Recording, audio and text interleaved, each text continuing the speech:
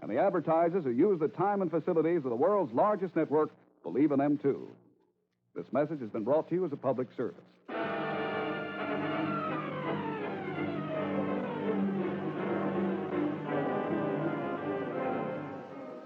Now for the conclusion of the case of the haunted burial cave. Today's adventure with Nick Carter. Nick and Patsy wait tensely in the total blackness of the cave, while the blind killer crouches behind a big rock. I'm between you and the entrance, Carter. You can't escape, and you can't hit me behind this rock. I know every crevice in this cave, as only a blind man could know it. Is this the way you trapped your wife from the other man, White? Yes. He was going to take Muriel away. So I tricked them into coming here, where I'd have the advantage. Then I killed them, just as I'm going to kill you. Are you? We're hidden in a recess in the wall, so we're protected too. And we can be just as patient as you can.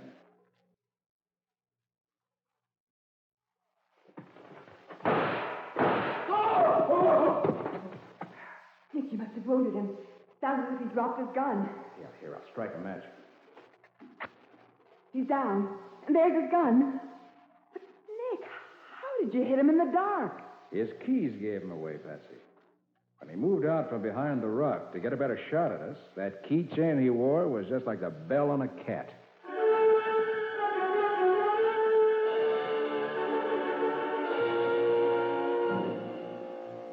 Jeff White certainly had me fooled. So he killed his wife and the man she planned to run away with. That's right, Mrs. Adams. Since White recovered consciousness, he's given me the whole story. He tricked them into a rendezvous in the cave, and then in the total darkness, killed them both. The other man put up a fight, didn't he, Nick? Yeah, he must have, Patsy. Those empty shells I found on the path that first day must have been from his gun. Hmm. He crouched there as we did last night and fired at White. But not even White can fire as accurately as you can at a sound, Mr. Carter. Well, then that scrawling on the cave wall near the spot where you found the shells must have been made by White's wife. Mm-hmm. She started to scratch her name, M-U-R, the first part of Muriel. But she must have been killed before she could finish it. After White killed them, he took their bodies to the inner burial chamber. He must have felt sure they'd never be discovered. Yes, but then he let the story leak out that Mrs. White had deserted him for another man. Everyone felt very sorry for White, and that was the end of it. Until we showed up here, prepared to explore that cave. Yes, but you'd given White no warning you were coming, so he couldn't move the bodies. Consequently, he had to frighten you away. And that's all he meant to do at first, just scare you off. Of course, he didn't know that my husband is the stubborn sort who doesn't frighten easily. Well, I guess my calling you into the case, Mr. Carter, must have really panicked White. Had Sam Big Eagle found the bodies? Is that why White strangled him? No, Big Eagle was murdered because he was wearing the coat he'd stolen from Mr. Adams. What's my coat got to do with it? It smelled of mothballs. Remember, White had to depend on sounds and odors for identification. So he killed Big Eagle thinking it was Mr. Adams. That's right. And he gave himself away when he came into the camp afterwards. Remember, Mr. Farrell, his first reaction to news that there'd been a death was, what a shock it'll be for Mrs. Adams. Because he thought he'd killed Cole. That's right. See, when he realized that Mr. Adams couldn't be frightened off, he decided to kill him to stop further exploration. I imagine he hoped to point suspicion at the Indian guide. What a shock it must have been for him to discover that he'd killed the wrong man. Another thing which pointed to White was the lantern left burning beside the body. Your reaction, Mr. Farrell, was normal. You couldn't understand why a killer would have left the lantern burning. And White simply wasn't aware of the light. Well, Mr. Adams, now that the bodies of Mrs. White and the other man have been recovered, there's no reason you shouldn't go ahead with your explorations. This burial cave wasn't haunted by the ghosts of ancient Indians, but by a ruthless killer who feared discovery.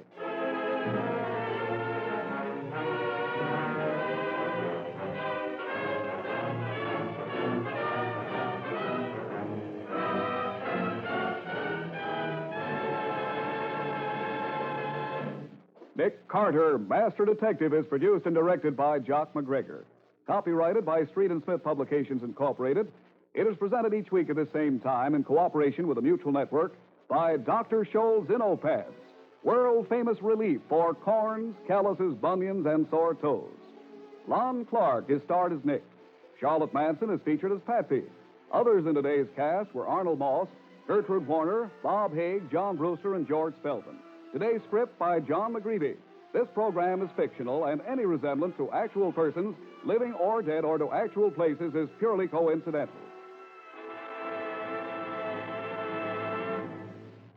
This is Jack O'Reilly suggesting you join us again next week for the case of the accusing blood. Another intriguing transcribed adventure with Nick Carter, Master Detective. This program came from New York.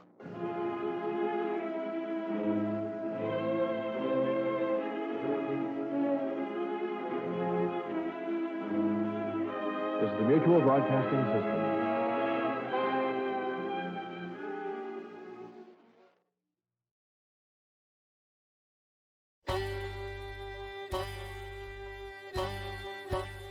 Hi, this is Andrew from OTRWesterns.com. I wanted to invite you to come take a look at our site where we put out podcasts of old-time radio westerns. Check us out at OTRWesterns.com. You're listening to The Great Detectives of Old-Time Radio with Adam Graham. Now let's get back into the show.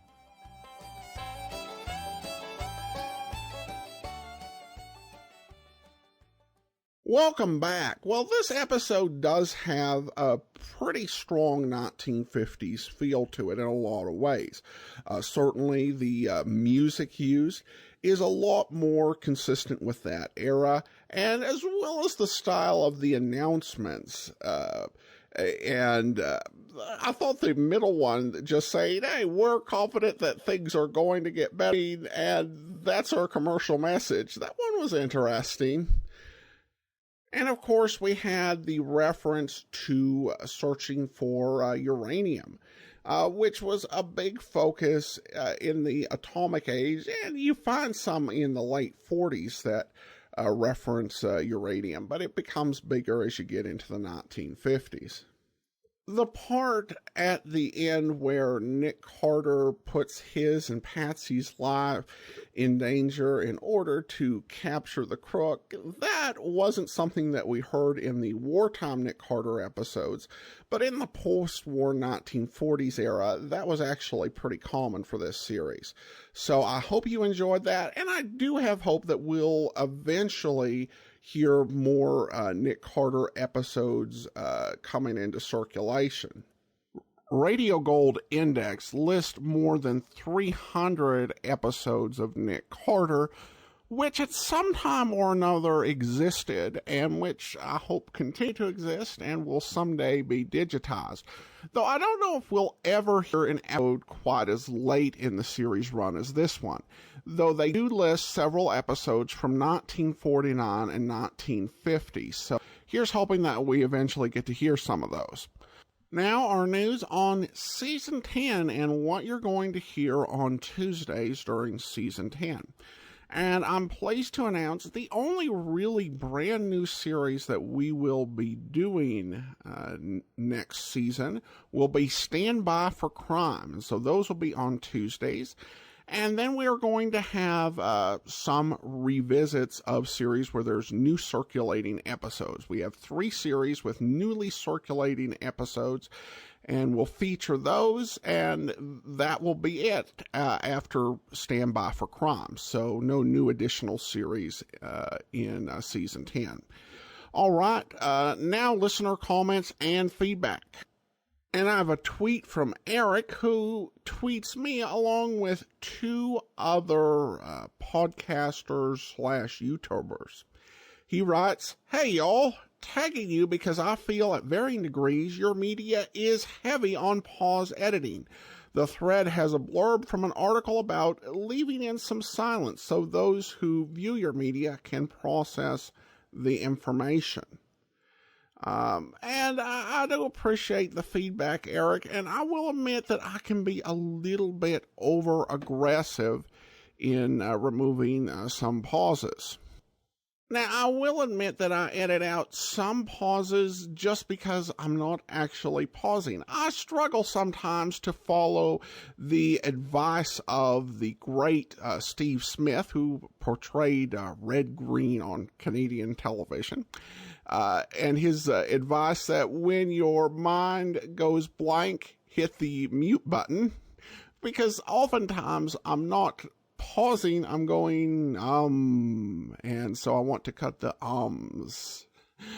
But I will note that you really don't want to leave a whole lot of dead air, but, half second or something to think. I think that's an important area, not to, go crazy on, but I want to be sure it flows smoothly, but yeah, that it does sound natural rather than like everything's just clipped together really fast. So I appreciate the feedback, and I'll take that under consideration. All right, that'll be all for now. Join us back here next week for Security Agent USA, and tomorrow it's another episode of Rocky Jordan. In the meantime, send your comments to box3.net. Follow us on Twitter at Radio Detectives and become one of our friends on Facebook. Facebook.com/Radio Detectives. And remember, you can become one of our Patreon supporters at GreatDetectives.net. From Boise, Idaho, this is your host, Adam Graham, signing off. All right, so Matt, did you know that I was named after my dad? No, I don't think I knew that. Yeah, it would have been really weird if I'd have been named before him. Oh, man.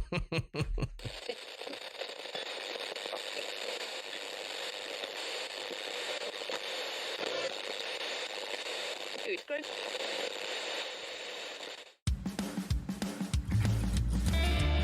Good evening, everybody, and welcome to the Graveyard. Thank you for joining us tonight. My name is Adam. And my name's Matt. Now, pull up a tombstone or settle into your casket and get comfortable, because this is Graveyard Tales. All right, everybody, here we are again, and as you can tell, I sound really weird because I'm sick as a dog. Adam is sick. Oh, I'm sicker than I almost cussed. I'm sicker than I have been in a long time. We'll put it that way. This is the life of living with children. Yeah. They bring all the germs to you. You don't even have to leave home to get them. Right. It's amazing. It's like a delivery service, germ delivery service. And me being a slight germaphobe, that's not fun. Yeah. He's like Howie Mandel. He fist bumps everybody. Not quite that bad, but close. Very close. All right, so wanted to tell everybody again, go check out the Podbelly Network, podbelly.com. You can find information on how to start your own podcast and recording info and all that, and you can find other shows similar to ours or some that you may not ever run across because you don't go searching for that kind of stuff. So podbelly.com. We've got a live show on SIA, one of our interactive live shows, March 7th, which is a Saturday, and it's going to be 8 to 9:30 Central Standard Time. We're waiting on SIA to set up the room so that y'all can buy tickets, but it's going to be the same link that we used last time for this show. So whenever they get it set up, we'll post the link so that y'all can go click over and buy a ticket and join us then. Yeah, it's going to be like $6 with a $49 Ticketmaster fee. Yeah, we got to get that what is it, convenience fee in there. Guess who just bought concert tickets and is a little bitter, right? No, it won't be anywhere near that much. No, it will not. It's a joke. Yeah, it'll be a couple bucks, but the link will also be on our website. And another link that's on our website is the link to our Pigeon Forge show, which is July 18th in Pigeon Forge, Tennessee, that we'll be joining Hillbilly Horror Stories for. So we look forward to seeing y'all there in person, where we can shake your hand or fist bump and talk with y'all a little bit there. So if you're interested, go to graveyardpodcast.com and click over there and buy you a ticket. Yeah, if you're in the area, it's a nice little weekend getaway. If you hadn't made any vacation plans, look, Pigeon Forge in Gatlinburg is a lot of fun in the summer. There's a lot of stuff to do. Yeah. And if you think, hey, I can take a vacation with my family and I can catch Adam and Matt and Jerry and Tracy, then please do. We would love to see everybody come out. Yeah, it'd be great to see y'all and get to meet y'all. So, Matt, before my voice gives out, why don't we get into this? Tell us what we're talking about tonight, brother. Okay, so tonight we're going to be discussing the Ashmore Estates. And if you've never heard of this place, then you're like me. I'd never heard of this place. But it's really, I mean, it's got a lot of cool history, like some of the places that we've talked about. But it's not as gory or scary or a situation where the history is more terrifying than the actual haunting. Yeah, exactly. It's really not like that. I mean, it's a unique place, but it is very, very active. And it's actually set up now for ghost hunting. Mm-hmm. I mean, it is designed for paranormal investigators. A lot like the Pittsburgh hospital Absolutely. We investigated. Yeah, I mean, it's sitting there just waiting. Come, spend the night, investigate, because we got a lot of stuff going on in here. Right. There's a really good chance if you had the opportunity to go and experience Ashmore Estates, that something is going to happen that probably would, it would scare me. I don't know about y'all. Right. Y'all may be a lot braver than I am. So, like Matt was saying, the history is not super bloody and super gory and all that stuff. And for a history buff like myself, I was expecting to kind of see that, because when you talk about a place that has a lot of paranormal activity, that's the first thing you think is, well, this has been around forever, so there's got to be some bloody history and stuff to it. But it was a place that could have housed a lot of intense emotions. Sure. So we'll get into that and kind of talk about it a little bit. It is actually in Ashmore, Illinois. It's 22645 East County Road, 1050 North, Ashmore, Illinois, if you want to go check it out and drive over there and find it. If any of y'all are close, go by and take us some pictures. Send them to us. But it was built many, many moons ago, and I've got a little blurb here that I thought was funny that I wanted to put up front. It said, after being abandoned in 1987, Ashmore Estates gained notoriety as a local curiosity and was subjected to trespass and vandalism. Now, rumors spread that the building was haunted. For the Halloween issue of the Verge section of the Daily Eastern News, Mike Rice and Matt Fear wrote a satirical piece on how to make Ashmore Estates into a, quote, highly illegal Halloween escapade. It says, quote, no one is really sure what this building once housed, they wrote, but there are stories. These tales revolve around pagan rituals and dismembered bodies. We aren't sure if any of them are true or not, but they sure do make for 3 floors of unadulterated fun. So I thought that was funny that in 87, they were pushing this place as just this gory, pagan rituals, dismembered bodies place in a newspaper there. So I wanted to start with that because I thought it was funny. Now let's get into the real history of it. From 1857 to about 1869, the Coles County Poor Farm was located in that area near the small town of Luxa, Illinois.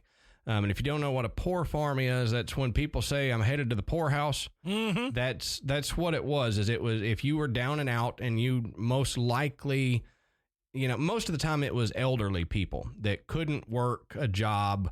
Their health permitted them to basically just be laid around, and they couldn't pay rent at their house. Well, they were put in this government-run poor farm, and the ones that were their spouses or whatever that were able-bodied, they did put to work on the farm doing labor throughout the day, and the rest of them just kind of stayed, in this big building. Yeah. And all of this, that was all before the Social Security Act took place. Yeah. So they kind of got rid of the poor farms and poorhouses once the Social Security Act kind of took over. I'm surprised I didn't grow up in a place like this. Oh, yeah? Because my mother used to tell me all the time, Matt, you're going to put us in the poorhouse. Right. Like, what am I doing? You know? Right. I think a lot of it was in reference to me outgrowing shoes. Yeah. So, Yep. you know, look. Yeah, I was told that when I was eating. I can't help eat it. us into the poorhouse. You know, I quit growing taller, but my feet kept growing longer. Yeah, you got a good understanding. Yeah, I heard that a lot. Yeah, right.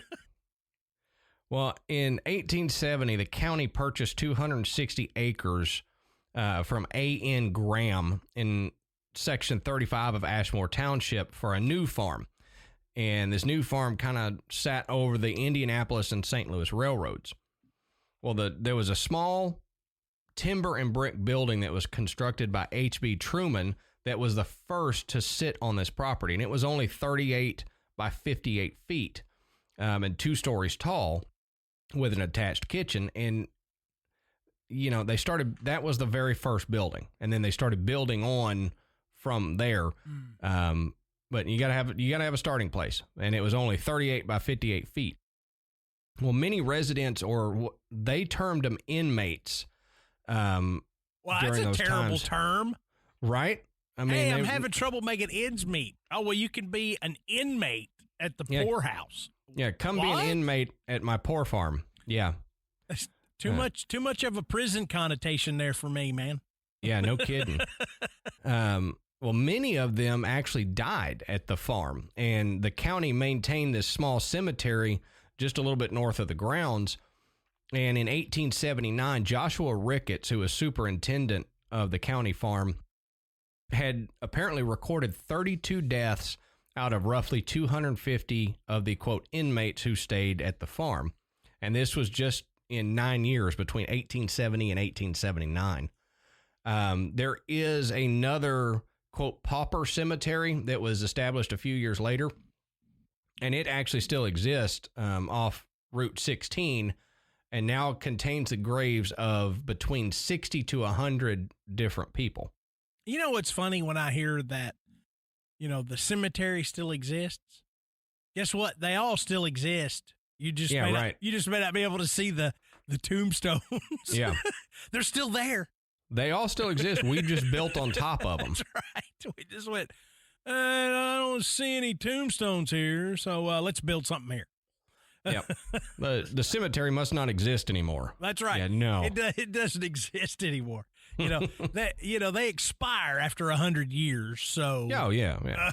I mean, they got a shelf life, so, you know, dispose of after date printed on side of tombstone. Yeah. Ask anybody that's built something on top of an ancient Indian burial ground if that's a good idea. Yeah, it goes away. Don't worry about it. Just spray this on the ground. It'll be fine. Yeah. It's called Ghost Off, and it's like you have your exterminator come out to get rid of ants. Yeah. Oh. I need to get rid of these spirits. Yeah. Spirit away with the new spray. My Xbox isn't working. There's an ancient Indian spirit that keeps punching the off button. Mm-hmm. Hell, I would too if I was haunting a place. I'd screw with the electronics. Make the teenage kids mad. Uh-huh. All right, so the building contract for a new almshouse, which is another term for the same thing that we've been talking about, was granted to J.W. Montgomery in March for $289. And the first cornerstone of this was laid on May 17th of 1916, and they had this big ceremony, you know, to lay this first cornerstone and all that. Well, there was a full-time caretaker who lived there and his family, and they all took turns like living at that house or another white farmhouse that sat on the property. Well, the Coles County sold this almshouse to Ashmore Estates Incorporated in February of 1959. Now, this corporation opened the building as a private psychiatric hospital, and they called it Ashmore Estates Incorporated. So right there, we've got the first mention of a psychiatric hospital. But if you think about it, a poor farm would have a lot of high energy, negative energy there. Because you got people into their rope. They can't afford to live. They're at the end of their life. And so you'd have a lot of negative energy there because they don't want to be there. And then they take that and they convert it to a psychiatric hospital. Yeah. And that, we've talked about psychiatric hospitals before. That holds a lot of negativity. Yeah. But from what I saw, the original psychiatric hospital, it wasn't necessarily a bad thing. No, the original, no. They were originally trying to help people, that it was a place you went and you actually received treatment.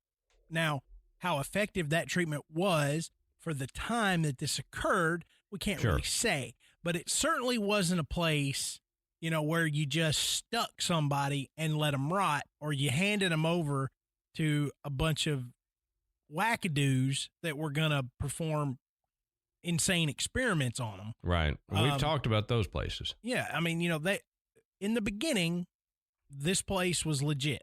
It was there to help people, but still, even what we would say is a traditional hospital, there's still a lot of energy there. Sure. I mean, we've definitely talked about haunted hospitals. We mentioned one earlier. So there's going to be a lot of energy there, along with, whatever was left when it was the poor farm. Mm-hmm. So a lot of things going on here. Again, not a bloody, horrible, tragic history associated with this place, but just a lot of people, a lot of people that were trying to live the best life they could. Just a lot of energy around that area. Right. Well, in October of 1964, just 5 years basically in operation, the hospital closed down because of debt. So I guess because they were trying to do it right, they, the good always goes first. Yeah, exactly. Well, the institution reopened in 1965, but instead of being a private facility, they changed to one that accepted patients from state mental institutions. Yeah. So this is where you run into issues. Right. That's where the state mental institutions were the ones that were doing the things that Matt was talking about. Yeah. I mean, they were the ones that housed people that were considered to be dangerous in society. Yep, exactly. Either to themselves or others. So a lot of times it was more like a psychiatric prison. It was like, we got to get you off the street. We're going to put you here. Right. And if you were talking about somebody that was out of control, they would just find the most effective method to control them. Right. If that meant restraining them, drugging them, both, whatever, locking them away for long periods of time and solitary confinement, just to try to keep them subdued, those type practices, which, in a lot of ways were accepted at the time. Because, unfortunately, nobody was interested in helping these people, and so many people were afraid of them that they didn't know what else to do. And so it was an accepted practice. But it leaves a mark on these locations where this occurred. Oh, absolutely. You can't have something like that, like we've talked many times before. You can't have something with that high energy, whether good or bad, without having a resonance to it years down the line. Well, by 1968, the shelter care facility housed only about 49 residents, so it wasn't like they were packing way too many in there. 10 of those people that were there, they said, had epilepsy. So there's the thing of, we don't understand what's going on, so we're going to put you in a psychiatric hospital. Right. Epilepsy is not something to put someone in a psychiatric hospital for, but back then, we that's know what that. you did. We know that now. Exactly. Well, and hell, they may have known it then. They just didn't know what else to do. Right. They didn't care. Paul Swinford and Galen Martini purchased the institution in July of 1976, and they invested over $200,000 in the construction of a modern addition onto the old building. Construction began in 77, but wasn't finished until the 80s, and once the addition to Ashmore Estates had been completed, and the rest of the building was brought up to code, the institution's future, they said, quote, appeared brighter. Well, in February of 86, Paul Swinford entered into a limited partnership with a Peoria-based company known as Convalescent Management Associates.